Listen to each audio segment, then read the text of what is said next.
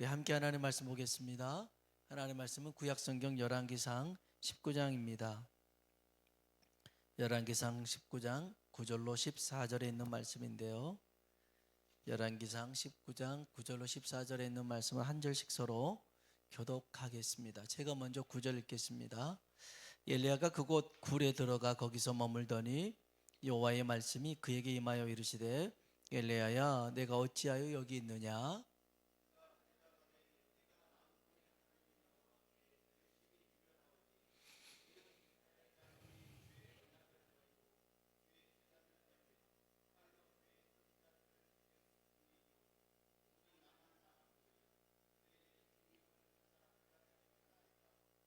여호와께서 이르시되 너는 나가서 여호와 앞에서 산에 서라 하시더니 여호와께서 지나가시는데 여호와 앞에 크고 강한 바람이 산을 가르고 바위를 부수나 바람 가운데 여호와께서 계시지 아니하며 바람 후에 지진이 있으나 지진 가운데에도 여호와께서 계시지 아니하며.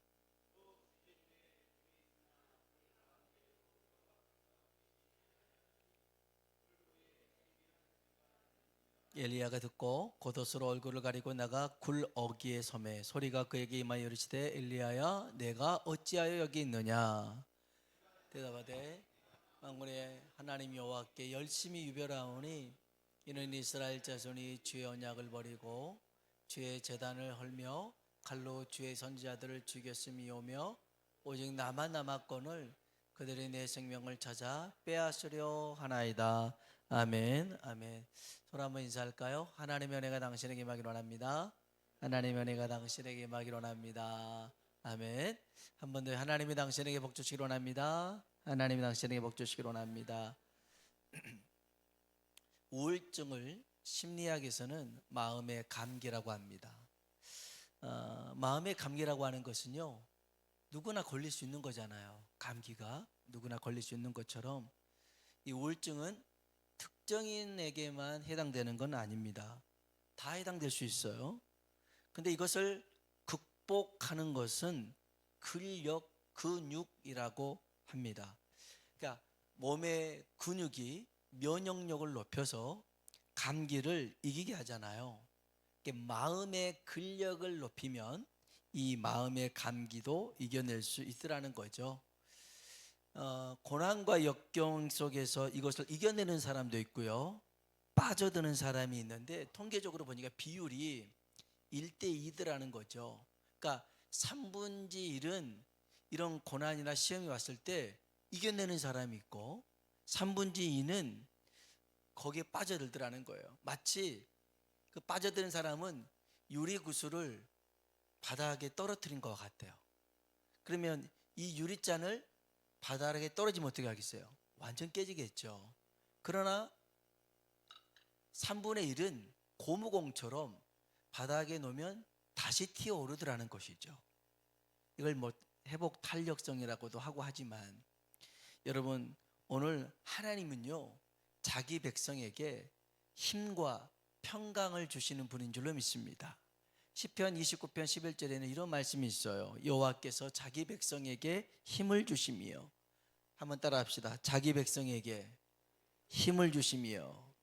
뭘 주신다고요? 힘을 주신대요. 하나님이. 또 여호와께서 자기 백성에게 따라 합시다. 평강의 복을 주시리라. 아멘. 아멘. 하나님은 우리에게 힘을 주시고 평강을 허락하실 줄로 믿습니다. 오늘 이 시간이 사실은 저는 예배가 이렇게 회복 탄력성을 주는 것이라고 생각해요. 특별히 기도하는 이 시간이 하나님께서 우리에게 힘을 주시고 평강을 주시는 시간인 줄로 믿습니다. 열왕기상 19장은 능력의 선지자죠. 이 엘리야가 하나님 앞에 죽기를 청하는 내용이 나옵니다. 하나님 나 죽여주세요, 그런 건데 한번 열왕기상 19장 4절 한번 볼까요? 읽어봅시다. 자기 자신은 광야로 들어가 하룻길쯤 가서 한 노뎀나무 아래에 앉아서 자기가 죽기를 원하여 이르되 넉넉하오니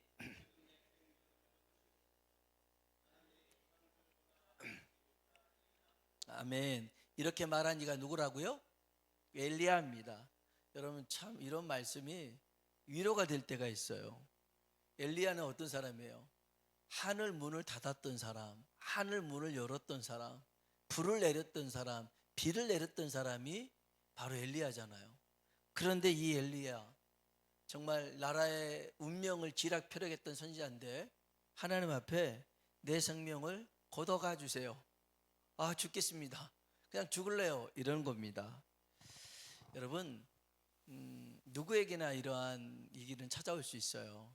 뭐 특별히 연예인들 중에서도 대중 앞에서는 막 재밌고 즐겁고 막 유쾌하게 하지만 이제 집에 가서는 혼자 있을 때는 심각한 우울증에, 공황장애, 대인기피증에 막 빠진 사람도 있잖아요. 그래서 정말 우리가 첫 번째 인정해야 될 게 뭐냐면, 누구나 다 사람은 질그릇처럼 깨질 수 있는 존재구나 라는 것을 우리가 인정을 해야 돼요. 나는 어떤 경우에서도 넘어지지 않아. 나는 오뚜기야. 별명이 오뚜기야. 오뚜기도 잘못 이렇게 깨지면 안 일어나더라고요. 그러니까 오뚜기라도 바닥바닥 일어난 게 아니에요. 아니에요. 그래서 여러분, 성경은 우리에게 말하는 게 뭐냐면 이사야 40장 6절 7절에 보니까 우리에게 일러주는 인생의 표현이 있어요. 같이 한번 읽어봅시다. 말하는 자의 소리여 이르되 외치라. 대답하되 내가 무엇이라 외치리까 하니 이르되 모든 육체는 풀이요 그의 모든 아름다움은 풀의 꽃과 같으니 풀은 마르고 꽃이 시들은 여호와의 기운이 그 위에 불미라. 이 백성은 실로 풀이로다. 아멘. 우리가 풀이래요. 풀이래요. 그래서 꽃을 피울 때도 있지만 시들 때도 있는 그런 존재라는 것입니다. 그런데 이 영원하지 못한 사람들이 영원한 존재가 되는 것은 영원한 하나님 말씀을 붙들 때 영원한 존재가 되더라는 것이죠. 여기 8절에 보면 같이 한번 이사야 40장 8절 읽어볼까요? 풀은 마르고 꽃은 시드나 우리 하나님의 말씀은 영원히 서리라. 아멘. 하나님만은 영원하더라는 거예요. 그 힘과 그 능력과 그 권세가 하나님만은 영원하시더라는 거예요.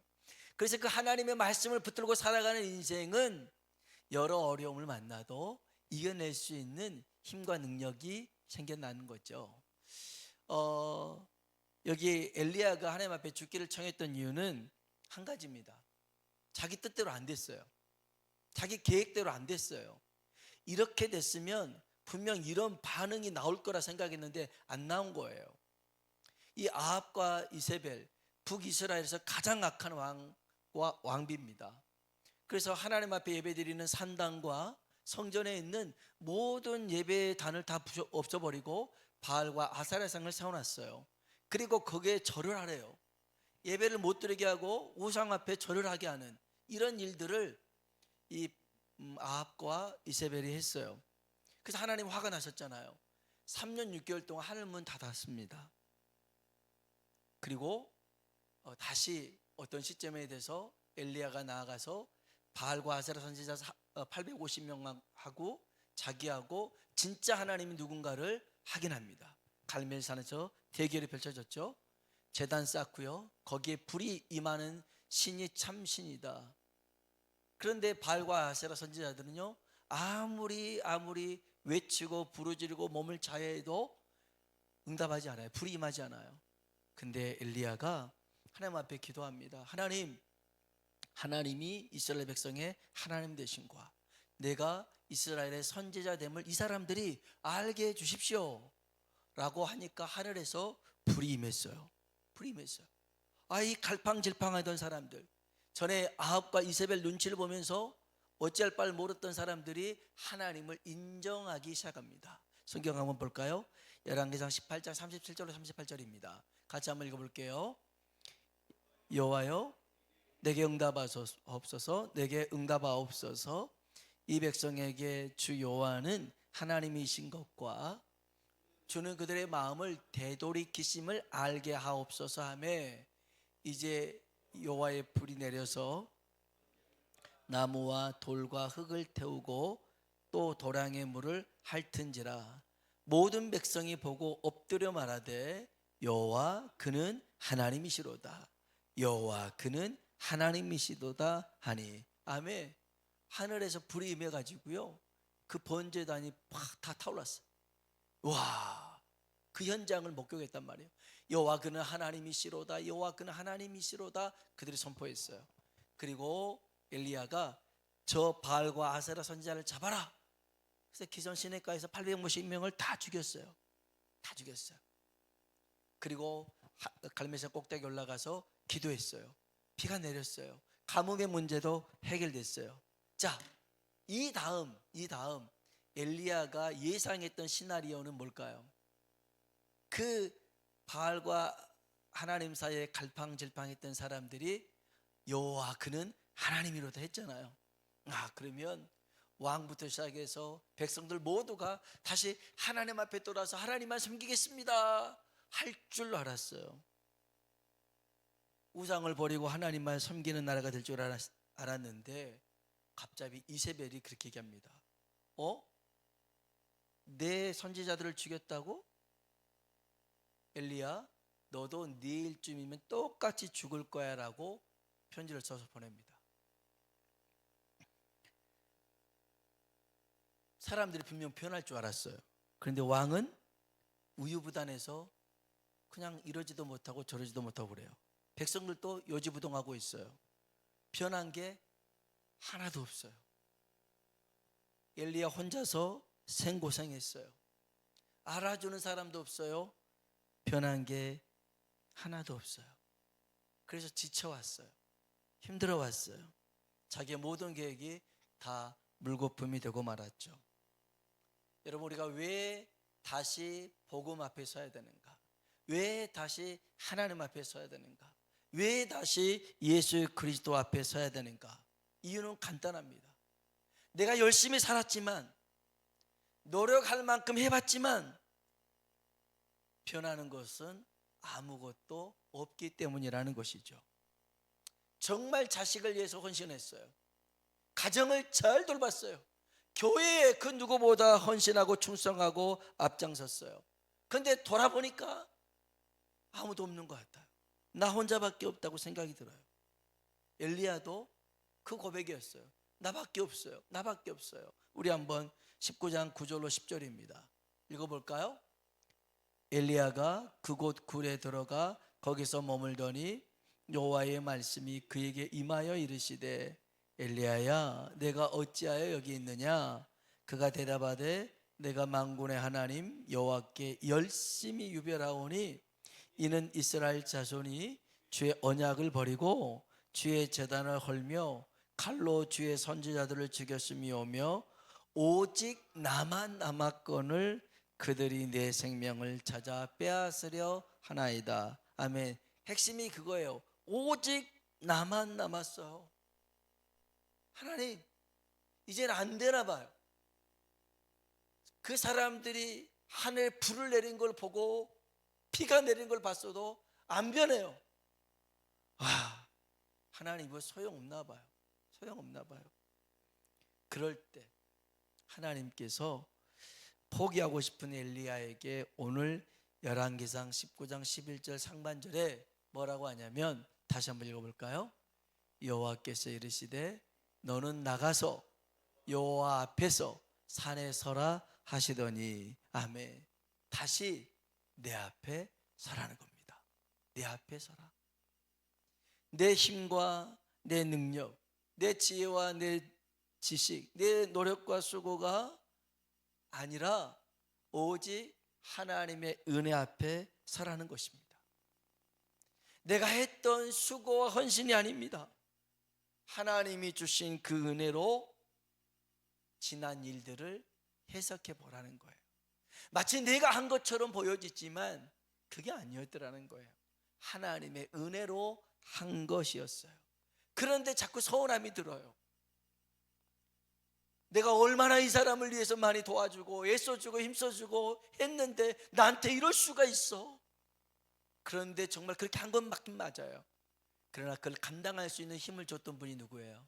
하나님의 은혜였더라는 거예요. 근데 이 하나님의 은혜는 잊어버리고 내가 한 것만 생각하니까 자꾸 서운한 마음이 드는 거예요. 속상한 거예요. 그리고 억울한 거예요. 이게 뭐냐고 하나님 앞에 따지고 있는 거잖아요.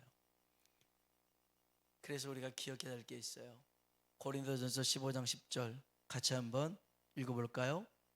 그러나 내가 나 된 것은 하나님의 은혜로 된 것이니 내게 주신 그의 은혜가 헛되지 아니하여 내가 모든 사도보다 더 많이 수고하였으나 내가 한 것이 아니요 오직 나와 함께 하신 하나님의 은혜로다. 아멘.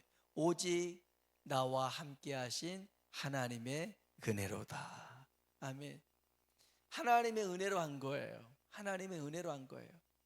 누구 보라고 한 것도 아니었어요. 하나님이 주신 은혜에 감사해서 했던 것이었어요. 그런데 하고 나니까 이제 어떤 생각 들어요? 내가 이렇게 했는데 생각 들 수 있잖아요. 그러지 말라는 거예요. 오직 나와 함께 하신 하나님의 은혜로다.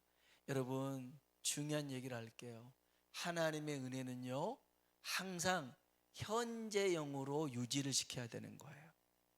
내가 과거에 은혜 받았던 것에 머물러서는 안 돼요. 하나님의 은혜는 지금 현재형으로 우리에게 유지가 돼야 되는 거예요. 그래서 고린도후서 6장 1절 2절에도 2절에 어떤 얘기를 하냐면 같이 한번 읽어볼까요? 이르시되 내가 은혜 베풀 때 너에게 듣고 보라 지금은 은혜 받을 만한 때요 지금은 구원의 날이로다. 아멘. 지금이 은혜 받을 만한 때, 지금이 구원의 날. 무슨 말입니까? 은혜를 현재형으로 만들라는 거예요. 하나님의 구원을 지금 누리라는 겁니다. 지금 누리라는 거예요. 옛날에 내가 받았던 그때 얘기를 하지 말고 지금 그 은혜 가운데 살아가라는 것이죠. 지금 하나님 앞에 서야 됩니다. 하나님께서 엘리야에게 다시 주신 은혜가 뭐였냐면 우리 한번 11절 12절 한번 다시 한번 봅시다. 열왕기상 읽어볼까요? 여호와께서 이르시되 너는 나가서 여호와 앞에서 산에 서라 하시더니 여호와께서 지나가시는데 여호와 앞에 크고 강한 바람이 산을 가르고 바위를 부수나 바람 가운데 여호와께서 계시지 아니하며 바람 후에 지진이 있으나 지진 가운데에도 여호와께서 계시지 아니하며 불이 있으나 불 가운데에도 여호와께서 계시지 아니하시 불 후에 아멘. 하나님이 엘리야에게 내 앞에 서라 그랬어요. 그리고 하나님이 산을 가르고 바위를 부수는 엄청난 강한 바람을 일으켰어요. 엘리야는 그때 하나님을 찾아봤어요. 그 강하고 그 무시무시한 바람 속에는 하나님이 계시지 않았어요. 그 뒤로 땅이 흔들리는 지진이 있었어요. 얼마나 요동쳤는지 몰라요. 거기에 하나님이 계신가 살펴봤어요. 거기도 없어요. 강한 바람에도 없고 지진에도 하나님이 계시잖아요. 그 뒤로 지진 후에 불이 일어났어요. 그래서 그 불 가운데 하나님이 계신가 찾아봤더니 거기에도 하나님이 계시지 않았어요. 여러분, 우리는 가끔 하나님의 은혜를 구할 때 어디서 찾냐면 이런 강력한 일이 내게 나타나야 하나님의 은혜라고 생각해요. 갑자기 큰 바람이 일어나서 막 모든 걸 흔들어 놓고 지진이 일어나서 흔들어 놓고 불이 나타나서 모든 걸 삼키는 이런 임팩트 있는 그것이 이게 하나님의 은혜구나 생각을 해요. 여러분, 오늘 하루를 은혜 가운데 살았음을 믿으십니까? 아무런 일이 일어나지 않았는데도 그게 내게 하나님의 은혜일 수 있습니다. 그런데 우리는 자꾸만 뭐 로또 복권 당첨된 것, 우와, 막 사고가 날 뻔했는데 피해난 것, 우와, 그게 은혜라고만 생각하더라는 거예요. 그러지 않더라는 거예요. 그러잖아요. 엘리야가 찾아봤다고 했잖아요. 강한 바람 속에, 지진 속에, 불 속에 안 계셨어요. 그런데 하나님을 찾았어요. 어디서 찾았냐면 그 마지막 끝에 세미한 불 후에 세미한 소리를 들었어요. 하나님의 음성이었어요. 하나님의 말씀이었어요. 이게 바로 다시 일어나게 하는 하나님의 은혜였어요. 우리는 지치고 힘들고 주저앉아버린, 땅이 꺼져버린 우리에게 뭔가 엄청난 일을 보여줘서 우리를 일으키려고 하지만, 하나님이 엘리야를 일으켰던 건 뭐냐면 하나님의 세미한, 아주 작지만 가슴을 울리는 그 음성이었어요. 엘리야야, 내가 어찌하여 여기 있느냐 하면서 다시 엘리야를 불러주는 거였어요. 그래서요, 이사야 26장 3절에 보니까 이런 말씀이 있어요. 같이 한번 읽어봅시다. 주께서 심지가 견고한 자를 평강하고 평강하도록 지키시리니 이는 그가 주를 신뢰함이니이다. 아멘. 주께서 심지가, 뿌리가 견고한 자에게 평강의 복을 주신대요. 그러면 이 뿌리가 어디로 가 있어야겠어요? 하나님의 음성, 하나님의 말씀 속에 우리가 뿌리를 내릴 때, 그럴 때 우리 안에 평안함이 주어지게 될 줄로 믿습니다. 하나님은요, 엘리야에게 다시 하나님의 음성으로, 말씀으로 뜻을 알려줍니다. 넌 혼자가 아니야. 넌 혼자가 아니야.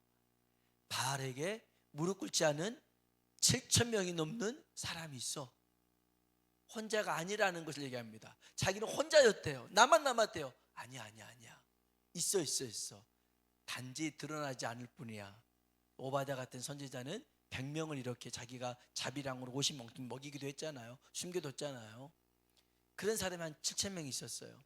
너 혼자가 아니야. 그리고 너는 아람 왕과 이스라엘 왕을 세워서 기름을 부어라 라고 일러줍니다. 또 너는 엘리야를 내 후계자 선지자로 세워라, 이러한 뜻을 일러주셔요.